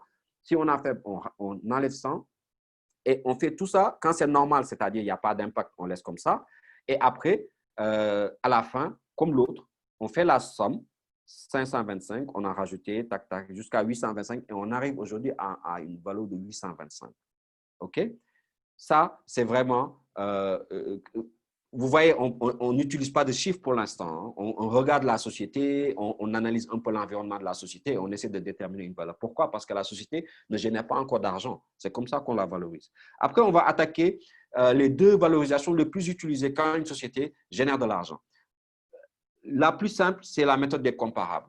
La méthode des comparables, on compare la société à une autre société. C'est-à-dire qu'on prend, vous êtes dans le secteur de l'Internet, vous êtes dans la pharmacie, vous êtes dans l'industrie de la mode, etc. Vous avez des concurrents, vous avez plein. Et donc, ce qu'on dit, il y a des sociétés similaires à la vôtre, plus grosses, plus petites, etc., qui ont été vendues. Ces sociétés ont été vendues avec un certain niveau de transaction, avec un EBITDA. L'EBITDA, c'est la marge brute, marge opérationnelle. Et donc, on va diviser la valeur à l'EBITDA. On a un multiplicateur. Là, en fait, sur les trois sociétés qu'on a, on voit que le premier, on a 12, 11, 4 et 10. Et quand on prend la moyenne de ces multiplicateurs, on a 11,1. Et c'est très simple. On prend notre société, on prend son EBITDA qu'on connaît très bien, on connaît notre marge opérationnelle, on prend ça, on le multiplie par ce facteur moyen et on a notre valorisation. Tac, très simple. OK? La chose la plus difficile dans cette méthode, c'est de trouver ces entreprises-là. Dans certains marchés comme les États-Unis, l'Europe, etc., c'est assez simple à trouver parce que les choses sont publiques. Dans nos marchés africains, c'est un peu plus difficile. Mais de plus en plus, on a des indicateurs. Quand vous êtes dans votre secteur et vous n'en avez pas, ben, demandez un peu autour de vous. On peut vous donner des indicateurs ou des éléments de comparaison. Si vous en trouvez pas sur votre marché, allez sur un autre marché, mais ramener ces valeurs à la réalité de vos marchés. Donc, souvent, ce qu'on fait, c'est quand on n'en a pas chez nous, on en prend ailleurs et on retraite les éléments pour les adapter à notre marché. Et donc, ça donne une indication. L'idée, c'est d'avoir une indication de discussion, une base de discussion. La dernière méthode, c'est ce qu'on appelle les DCF, les DCF, que vous avez sûrement entendu parler, Discounted Cash Flow. L'idée, c'est de dire que l'entreprise vaut ce qu'elle rapporte. C'est très simple. On se fout de ce qu'elle a fait jusqu'à maintenant. Ce qui est important, on se projette dans l'avenir, dans les 3, 4, 5, 10 ans. Combien l'entreprise va rapporter? On actualise, ça vaut ça. Donc, oubliez les chiffres que j'ai mis là. Ce qui est important de regarder, c'est ça, cette dernière ligne. Là, on a la marge opérationnelle. C'est avant les amortissements, on a enlevé les amortissements. C'est vraiment le cash qu'on a. On sort le cash qu'on a à la banque, qu'on estime avoir sur les années qui viennent. Et la valeur infinie, c'est une formule qui nous permet, il y a une formule qui nous permet de calculer cette valeur, les 600 000, sur Excel, etc. Je vais un peu vite parce que ce n'est pas important, en fait, la formule. Ce qui est important, c'est de comprendre la méthodologie. Quand on prend tous ces chiffres, on prend l'investissement de 200 qu'on avait, on enlève pour l'année en cours le cash flow qu'on a, on a ça. Donc, on a un chiffre négatif au départ, donc on a investi de l'argent. Ce chiffre négatif génère des revenus. Et ce qu'on fait, on va faire la somme de ces revenus, actualiser, et ça nous donne une valeur de ça. Et donc, pour faire ça, on utilise une formule Excel qui s'appelle NPV ou XNPV. Tout à l'heure, vous avez vu NPV, Net Present Value, c'est la VAN. Donc, dans Excel, en français, peut-être c'est XVAN ou VAN. Je peux vous envoyer la dénomination. Ça, c'est la dénomination en anglais. Et donc, vous rentrez ces éléments-là, vous avez une valorisation. C'est l'une des méthodes les plus utilisées. Moi, personnellement, ce n'est pas une méthode que j'aime beaucoup parce que c'est très dépendant à des estimations dans le futur qui ne vont pas arriver, mais bon, c'est une base aussi de discussion. Donc là, on arrive à une valorisation de 520. Et donc, ces valorisations vous permettent d'avoir une idée de départ. Est-ce qu'il y a une meilleure méthode? Non, évidemment qu'il n'y en a pas. Souvent, ce que les gens font, ils utilisent un mélange de 2-3 méthodes. Donc, vous calculez avec une méthode, vous calculez avec une autre méthode et vous faites une moyenne et vous vous dites, OK, je me rapproche d'une valeur. Et donc, c'est de ça, avec ça, vous partez, vous allez discuter avec votre investisseur. Ce qu'il faut avoir en tête aussi, c'est que quand on a une valorisation de 100, je donne un exemple, 100, ça peut être 1 million, 2 milliards, mais en tout cas, on a une valorisation de 100. Souvent, l'investisseur financier, je ne parle pas de l'investisseur stratégique, l'investisseur financier a en tête des parts entre 15 et 35% de votre société. Entre 15 et 35%. C'est ça qui fait sens. Moins que ça, pour lui, ça ne fait pas sens. Plus que ça ne fait pas sens parce qu'il est en train de vous sortir de votre société. Donc, entre 15 et 35%, vous êtes d'accord sur une valorisation de 100, ça veut dire qu'il faut, s'il veut prendre 20, il va vous donner, et si vous prenez 20% de votre société, il va vous donner 20. Et donc, vous lui cédez 20% de votre société. Si vous avez fait une valorisation de 1 million, il va vous donner 200 000. Et là, vous lui donnez 20% de votre société. Voilà comment ça marche. Voilà comment on détermine ses parts dans la société. Là, je l'ai rajouté pour que vous ayez ça en tête. De plus en plus, dans les petites sociétés, on est en train d'explorer de nouvelles manières de faire où il n'y a plus besoin de valorisation. Parce qu'en fait, en général, la valorisation, il y a beaucoup de discussions et on ne sait pas ce qui est vrai ni ce qui est faux. Et donc, pour éviter ça, ce qu'on fait, quand c'est très petit ou quand on a du mal à faire une valorisation, on va utiliser des instruments, de nouveaux instruments. Il y en a un qu'on appelle la dette convertible, c'est-à-dire c'est de la dette que vous ne remboursez pas, mais après qu'on va convertir en equity, en capital. OK? Donc, aujourd'hui, vous recevez l'argent, vous travaillez avec l'argent.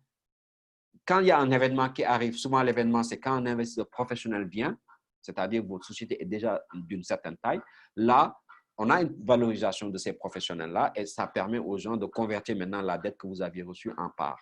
Il y a un autre qui s'appelle SAFE, qui aussi fonctionne de la même manière. Vous signez un accord avec un investisseur qui dit que j'ai le droit de convertir, de récupérer X de vos actions dans X temps ou quand il y a un événement qui va arriver. Et en ce moment-là, il va décider de convertir ou pas. C'est des accords que vous avez. Donc, aujourd'hui, vous prenez l'argent aujourd'hui sans céder rien de votre société, mais avec un accord de céder une partie demain quand on aura plus d'éléments dans la… Encore une fois, quand la société fait faillite entre-temps, cet argent est perdu. Vous ne remboursez pas cet argent parce que ça fait partie de l'accord. OK? Là, on va résumer, on a fini, on va résumer. En résumé, la valeur, encore une fois, la valeur est une perception, le prix est négocié. Il y a plusieurs méthodes de valorisation. La meilleure, c'est une combinaison de ces méthodes-là et être sûr de combien vous souhaitez d'huiliers dans votre société. Vous souhaitez être d'huiliers, c'est-à-dire combien de parts vous voulez vendre. Et vraiment, hyper important, faites-vous accompagner par un spécialiste et explorer les alternatives quand c'est possible. Les notes convertibles et les notes convertibles dans certains pays comme le Sénégal, ou en tout cas dans le droit OHADA, c'est un peu compliqué parce qu'en fait, je crois qu'on n'a pas le droit de faire de la dette en tant que professionnel si on n'a pas une banque. Donc, ce que les gens font, c'est qu'ils prennent une petite part de la société, 1%, 2%, 3%, pour être associés. Et là, maintenant, ils vont vous donner de la dette. Donc, du coup, 1%, c'est rien du tout, c'est bon.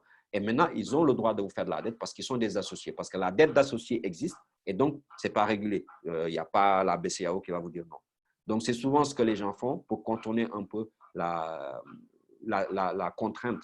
Dans d'autres pays, c'est complètement possible de le faire, etc. Mais dans nos pays, c'est un peu difficile. Donc, très rapidement, on va avoir deux keys. Très, très rapidement. Laetitia, si tu peux nous les afficher, c'est des keys très simples. Ce keys 3 résume les trois webinaires qu'on a eus. Quels sont les documents les plus importants à envoyer aux investisseurs pour lever des fonds? À envoyer aux investisseurs, j'ai bien dit, hein, pas à préparer. Okay? Pour être clair, pratiquement tous ces éléments doivent être préparés, entre guillemets. Mais quels sont les éléments que vous préparez, qu'on a vu, qu'il faut envoyer, qu'on a vu? OK? Très rapidement, l'étude de marché, le teaser ou le pitch deck, le business plan ou le modèle financier. Je peux vous aider rapidement, mais avant de vous aider, je veux avoir au moins la moitié des réponses. 8, c'est bien. 8, c'est bien. Ah, encore. OK, OK. Super. Bon, en fait, je crois que… Bon, je ne sais pas si c'est possible. Malheureusement, je ne peux pas voir comment le quiz est fait, mais il n'y a pas une seule réponse. Il y en a deux en réalité. Mais si vous donnez une seule réponse, c'est bien, je le verrai. Une seule réponse, et puis je vois. Mais il y en a deux que je vais vous donner. Voilà. On est à 18. Bon. Globalement, effectivement, on retient les deux sont le teaser et le modèle financier. Le teaser va permettre d'attirer l'attention. Le teaser, c'est un PowerPoint de 12 slides, 10-12 slides, qui permet d'attirer l'attention de l'investisseur. Aujourd'hui, vous envoyez à quelqu'un un business plan de 50 pages, 60 pages, il ne va pas le lire. Personne ne va le lire. Enfin, de manière très concrète, moi, je suis dans la pratique. C'est ce que je fais. Je ne fais pas juste de l'enseignement. Je pratique ça. Donc, personne ne lit ces choses-là maintenant. Les gens sont très paresseux. Donc, ce que vous faites, vous envoyez un petit document sous PowerPoint bien expliqué d'une dizaine de slides. Il le parcourt, il voit est-ce que ça l'intéresse ou pas. Si ça l'intéresse, il vous appelle, il vous dit discutons. Discutons, c'est on va parler chiffres. Et c'est là où vous allez sortir le modèle financier. Vous commencez à parler chiffres. Le business plan peut être utile, mais aujourd'hui, c'est de moins en moins utilisé. Mais il y en a qui vont le demander, mais c'est de moins en moins utilisé. L'étude de marché, ce n'est pas quelque chose que vous allez envoyer à un investisseur. Vous le faites pour vous-même.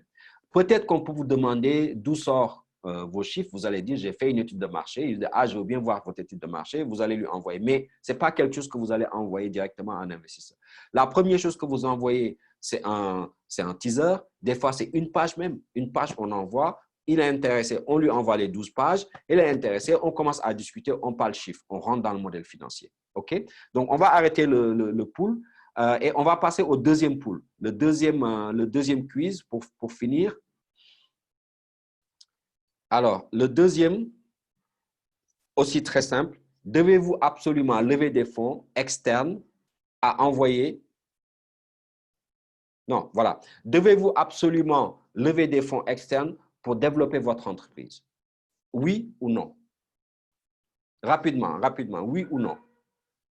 Devez-vous absolument lever des fonds externes pour développer votre entreprise? Rapidement, oui ou non? Donc, j'ai 4 oui et j'ai 10 non. OK, allez-y. 6 oui et 11 non. OK, OK, OK. 19, 20 réponses. Allez-y. Bon, là, je vais avoir 26 réponses, s'il vous plaît. Je vais avoir 26 réponses. Bon, en fait, non, je ne vais pas avoir 26 réponses parce qu'il y en a qui sont connectés et qui ne peuvent pas répondre, comme moi, par exemple. OK, on a 23 réponses, c'est déjà bien, 23 réponses. Il y en a 3 et les 3 et ça inclut moi, peut-être Laetitia, peut-être quelqu'un d'autre. Donc, c'est non. La réponse est non. On ne doit pas absolument aller chercher des fonds externes. Non, non, non, non, non, pas du tout. Il faut vraiment être sûr qu'on a besoin de ça. On peut ne pas en avoir besoin. Quand on en a besoin, OK, on va, mais ce n'est pas nécessaire. Il y a beaucoup de sociétés qui se sont développées aujourd'hui qui n'ont pas eu recours à du financement externe. Il y en a eu beaucoup. En général, les sociétés qui ont besoin de financement externe, c'est les sociétés qui ont des besoins d'investissement, de gros investissements au début, ou qui sont dans une phase d'expansion rapide. C'est-à-dire que ce que l'entreprise génère n'est pas capable de financer l'expansion. C'est souvent ces cas où on a besoin de financement externe. Donc, la réponse est non.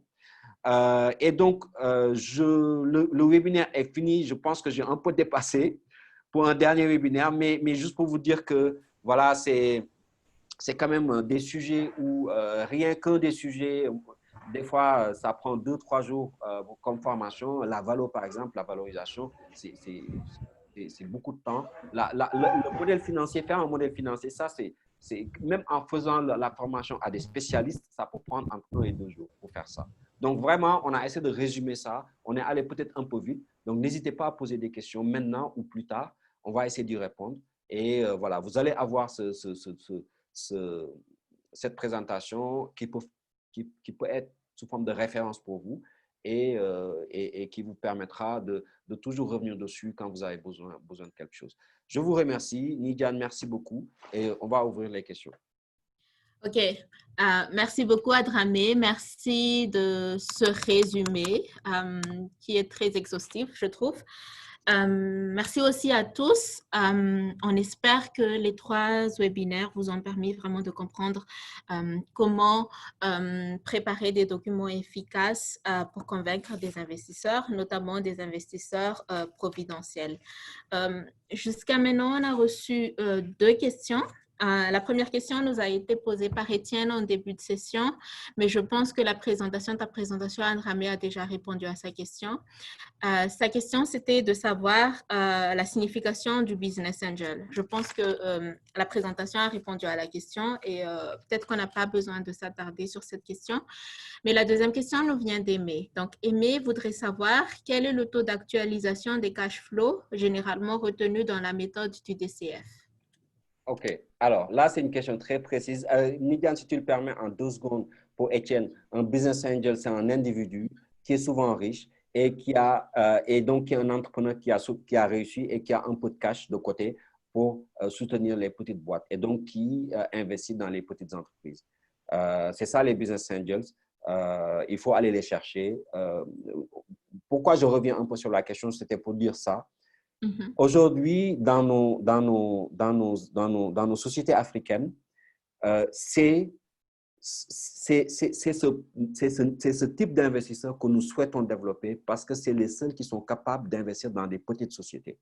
C'est vraiment cette couche qui manque. Aujourd'hui, si on est là aujourd'hui et qu'on dit qu'on manque d'investissement dans les petites boîtes, les PME, les très petites entreprises, c'est parce qu'on n'a pas assez de business angels. Dans des sociétés assez développées aux États-Unis, c'est extrêmement développé et c'est courant. Les premiers, toutes les startups que vous avez vues, les Facebook, etc., les premiers investisseurs, c'était des business angels. Donc, c'est très important d'avoir ça en tête. On est en train de les développer. De plus en plus, il y a l'association africaine qui s'appelle ABAN, African Business Angel Network, qui est en train de travailler. On travaille ensemble. On a travaillé ensemble sur la Gambie. On va travailler sur d'autres pays, justement pour créer des réseaux de business angels dans les pays africains et justement pour soutenir les petites entreprises. Alors, sur la deuxième question, ça c'est une question très importante et très technique. Quel est le taux d'actualisation qui est utilisé? J'en ai pas parlé. Pourquoi? Parce que effectivement, c'était le but du séminaire, mais on n'a pas le temps de rentrer à ce niveau de détail. Mais puisqu'on a posé la question, le taux d'actualisation aujourd'hui, ça va dépendre de beaucoup de pays. Quand on est au Sénégal ou quand on est en Guinée, ce n'est pas le même taux. Pourquoi? Parce qu'en fait, on n'est pas sur les mêmes pays et donc on n'est pas sur la même monnaie, on n'est pas sur le même risque. Là, on rentre en fait dans l'économie du pays, on rentre dans plusieurs choses. Donc, dans ce taux, il y a une composante risque pays. C'est le taux directeur de la Banque centrale, le taux auquel la Banque centrale prête de l'argent aux banques de détail, les banques commerciales. C'est un taux négocié. Si on recherche un peu, on trouve ça. C'est souvent affiché au niveau de la Banque centrale. Après, on rajoute la dimension risque de l'entreprise. Parce que moi, quand je veux actualiser un taux, si je vois que votre entreprise est très risquée, ça veut dire que, prenons l'exemple de la dette, le taux d'intérêt. Quand vous allez voir la banque, la banque vous dit, OK, moi, je vous prête à un taux de 20. Un autre vient, il dit, je vous prête à un taux de 18. Quelle est la différence entre le 18 et le 20? La base du taux est la même.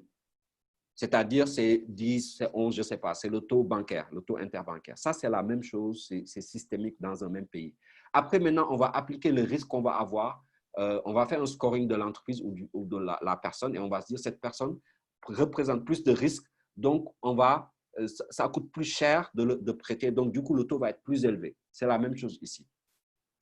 Maintenant, donc, je n'ai pas de réponse précise. Je ne sais pas dans quel pays vous êtes, mais globalement, les taux qui sont utilisés, nous, récemment, on a utilisé un taux en Gambie, par exemple. On a utilisé, je crois, 12%, 12 ou 13%, quelque chose comme ça. Dans certains pays, on est autour de 10%. Dans d'autres pays, on peut monter jusqu'à 15%. Mais ce n'est pas des taux à 25%, à 30%. Voilà. Mais plus l'entreprise est risquée, plus le taux est élevé. Donc, plus votre entreprise est risquée, plus c'est élevé. Ça peut aller jusqu'à 20%. Hein. Vraiment, ça dépend. Mais quand ça monte trop, ça commence à être très compliqué de rentabiliser la société, quoi.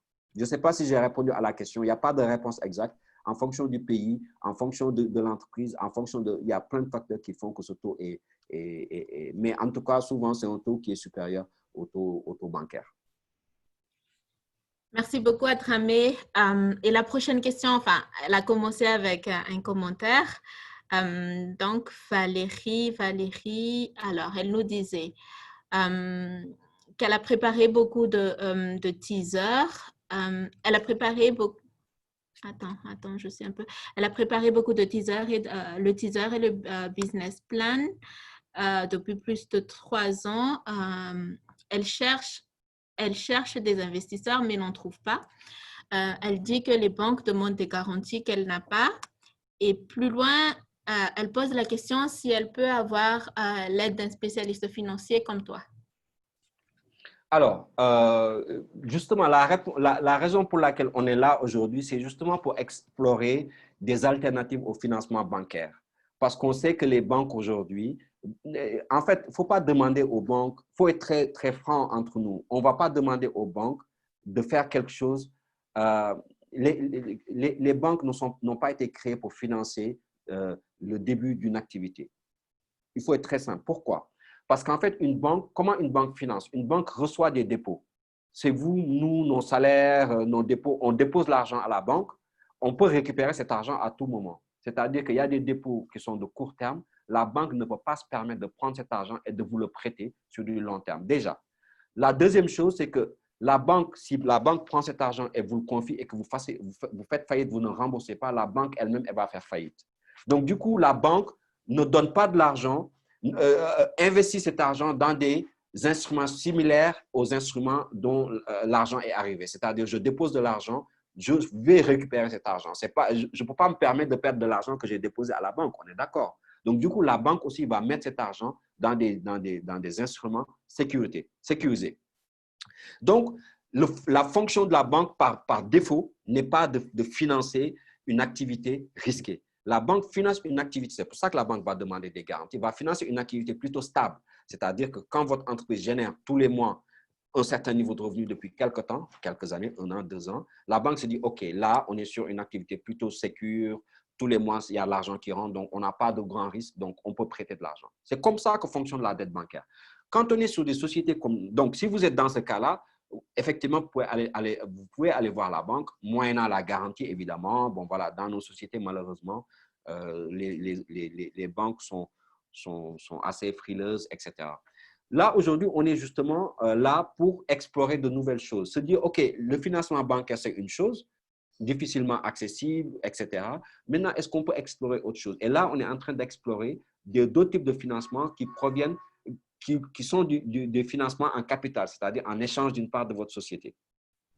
Quand vous avez déjà rédigé votre teaser, depuis plusieurs années, ça veut dire que votre entreprise existe depuis quelques années, rafraîchissez faites un rafraîchissement de votre teaser avec les nouveaux, peut-être vous avez développé de nouveaux produits, faites un rafraîchissement actuel, préparez peut-être un modèle si vous n'en avez pas, ce n'est pas très grave, mais en tout cas, faites un rafraîchissement de vos documents et effectivement, il y a des professionnels qui aident, on les appelle des leveurs de fonds, qui aident à lever des fonds avec plus ou moins de succès parce qu'en fait, ils ont l'avantage sur vous de connaître bien le marché du financement, donc d'avoir des contacts dans le pays et en dehors du pays.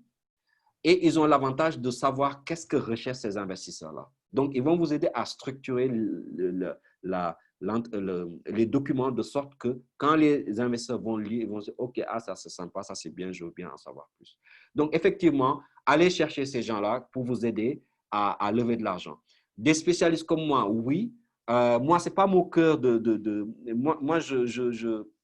moi, je lève plutôt de l'argent pour moi-même, quand je dis pour moi-même, pour ma société, pour investir dans des sociétés. On est en phase de levée. Aujourd'hui, on n'est pas capable d'investir, mais on est en train de le faire. Récemment, on a monté, on va peut-être faire ça au Sénégal, mais pour l'instant, on a monté une société, enfin, un réseau d'investisseurs en Gambie. On vient de faire notre premier investissement. C'est hier qu'on a reçu les dernières signatures. Et ce qu'on veut développer, c'est vraiment ça, c'est développer des réseaux d'investisseurs dans les pays dans lesquels on est. Et du coup, ça va faciliter les choses. Aujourd'hui, je ne sais pas si vous êtes au courant, vous avez le WIC déjà, le WIC. Je ne sais pas si le WIC que vous financez, vous avez déjà contacté ou pas, mais en tout cas, il y a le WIC. Il y a DNA, Dakar Network Angel. Je ne sais pas aussi, franchement, je ne sais pas si ça marche, s'ils font des choses, mais en tout cas, c'est une structure qui est là et qui est là pour financer des entreprises. Après, vous avez les fonds d'investissement, les terrains de capital, vous avez M&A Capital, etc. Vous avez de petits fonds. Et après aussi, vous avez des projets de l'USAID, des projets qui aident, qui accompagnent des entreprises en fonction, bon, ils ont des critères, en fonction des critères, etc. Il faut vraiment regarder, vraiment s'ouvrir à toutes ces choses-là qui existent. Il y a pas mal de choses qui existent dans nos pays, au Sénégal, au Mali, au Burkina, en Guinée, en Côte d'Ivoire, etc. Il y a plein de choses qui existent, mais il faut savoir les identifier. Malheureusement, moi, je n'ai pas beaucoup de temps pour faire ça. Mais si vous avez, franchement, si vous avez quelque chose, un teaser, etc., qui est prêt, envoyez-le moi, je vais le regarder, je vais vous donner mon avis là-dessus. Si je peux faire quelque chose, je vais vous le dire. Si dans l'immédiat, je ne peux pas faire grand-chose, je vais vous le dire. Et peut-être que je vais l'envoyer à d'autres gens qui peuvent vous aider là-dessus.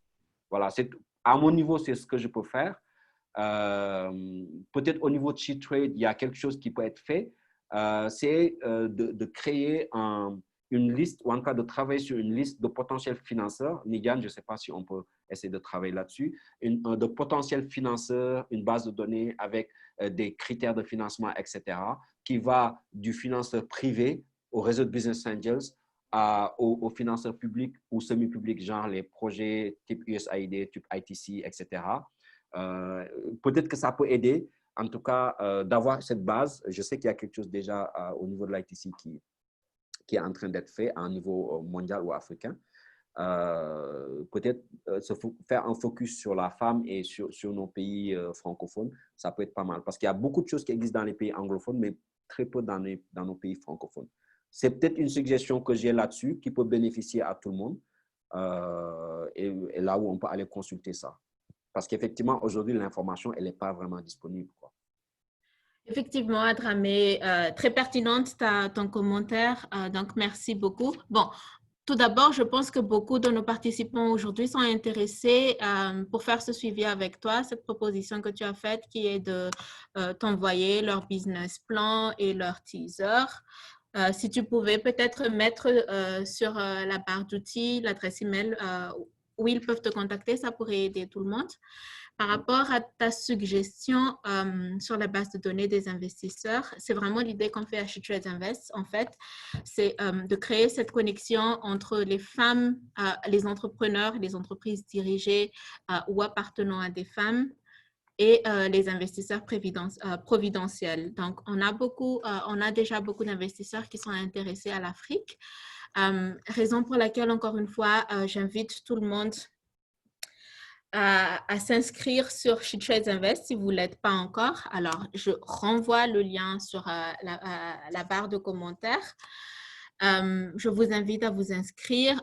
C'est une opportunité qui vous permet vraiment d'être connecté à des investisseurs prévidentiels.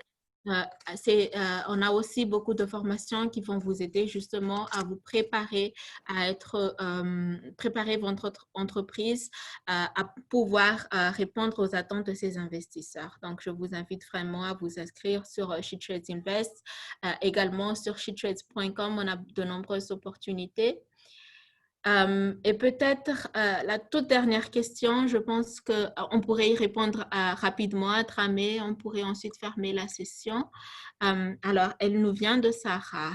Alors, Sarah, elle nous demande si un investisseur s'intéresse au plan marketing, est-ce que c'est plutôt un bon signe ou non? Et pendant qu'Adramé répond à cette question, je voudrais demander à tout le monde de prendre 5 petites minutes pour remplir le pool qui est là. C'est un bref questionnaire d'évaluation du webinaire qui nous permettra en fait d'encore améliorer notre offre de formation dans le futur. Donc, Adramé, tu veux que je répète la question? Non, la question c'est est-ce que le plan marketing intéresse les investisseurs? Est intéressé par le plan marketing, est-ce plutôt un bon signe ou non? C'est la question. Alors, je n'ai pas compris la deuxième partie de la question. Est-ce plutôt un bon signe ou non? Mais oui. Où ça allait pas? En fait, le plan marketing fait partie, pour moi, le plan marketing fait partie intégrante de votre business. Donc, quand vous allez développer, une fois que quand on dit le go-to-market, c'est comment vous allez aller sur le marché, comment vous allez vendre votre produit, comment vous allez générer des revenus. Le plan marketing en fait partie. Donc, clairement, c'est quelque chose qu'on va vous demander. Que vous l'ayez écrit ou pas, on va vous le demander. Comment? Le comment. Donc, je vais faire du marketing en passant. Je vous ai montré ça quand je faisais le dernier webinaire, que Airbnb, par exemple, ils avaient dit on va passer d'abord par des événements, après on va aller trouver des partenariats avec des gens, etc. Ça fait partie du plan marketing. C'est comment on va développer l'activité. Donc, effectivement, quand un investisseur s'y intéresse, c'est bon signe, clairement. Parce qu'il est en train de voir concrètement, dans le détail, comment on va y arriver. C'est vraiment un très, très bon signe. C'est très, très important. Et après, maintenant, que vous l'ayez mis ou pas, c'est quelque chose à intégrer, à travailler, etc. Ça fait partie des éléments. Ce n'est pas le seul élément, mais ça fait partie des éléments. Merci beaucoup, Adramé. Merci beaucoup pour ces 3 webinaires. J'espère pour tout le monde que ça vous a vraiment permis de renforcer vos capacités, de renforcer votre compréhension de ce qu'est un business angel ou un investisseur providentiel, quelles sont leurs attentes, comment est-ce que vous pouvez préparer des documents qui vont convaincre ces investisseurs et aussi vous permettre d'avoir accès à des sources de financement alternatives pour votre entreprise. On espère tous vous retrouver bientôt sur nos futurs webinaires. Encore une fois, je vous invite à vous inscrire sur shetrades.com si vous ne l'êtes pas encore et à visiter souvent notre plateforme car on a beaucoup d'opportunités. Et on vous dit à bientôt. Je vous envoie les enregistrements. J'ai déjà envoyé les enregistrements pour les 2 sessions précédentes, mais je vais aussi envoyer les enregistrements pour la session d'aujourd'hui, ainsi que les slides. Et à Tramé, on a aussi les participants qui voudraient avoir les exemples et des fichiers Excel que tu as présentés aujourd'hui. Alors, sur les exemples, alors il y a une partie des exemples, c'est des choses qu'on peut retrouver sur Internet. Je vais vous envoyer les liens, c'est très facile. Sur les fichiers Excel, je suis pas, les fichiers Excel, c'est un peu particulier. Pourquoi? Parce qu'en fait, je peux trouver des choses et vous les envoyer, hein, ce n'est pas un souci. Mais un modèle financier, par définition, est adapté à une société en particulier et adapté à une industrie en particulier. C'est-à-dire que je peux vous envoyer un template que vous allez utiliser, mais est-ce que ce template reflète exactement votre entreprise? Souvent, c'est non. Donc, souvent, on part, sauf si vous avez une activité standardisée, simple, que beaucoup de gens font, oui, ça, en fait, il y en a même plein qui existent sur Internet, que vous pouvez télécharger. Pour les activités un peu particulières, voilà, qui ont des spécificités, là, on peut prendre un template et le modifier. Mais donc, modifier un template souvent prend plus de temps que de créer un nouveau template en général. Mais Nigan, ce que je te propose, c'est essayons de voir qu'est-ce qu'on peut faire. Là, sous le coup, je ne sais pas, je ne peux pas répondre précisément sur ce qu'on peut faire, mais essayons de voir en off ce qu'on peut faire, ce qu'on peut préparer et partager ça avec tout le monde. Super, Adramé. Merci à tous et voilà, je ne manquerai pas d'envoyer les documents et on vous dit à bientôt alors. À bientôt. Merci beaucoup en tout cas. Merci à tous et bon courage. Au revoir. Au revoir, Amita. Au revoir, Sidibé. Au revoir, Ndiaye. Au revoir, Aïssatou. Merci, merci. Sarah, Valérie. Merci à tous. Merci à tous. À bientôt.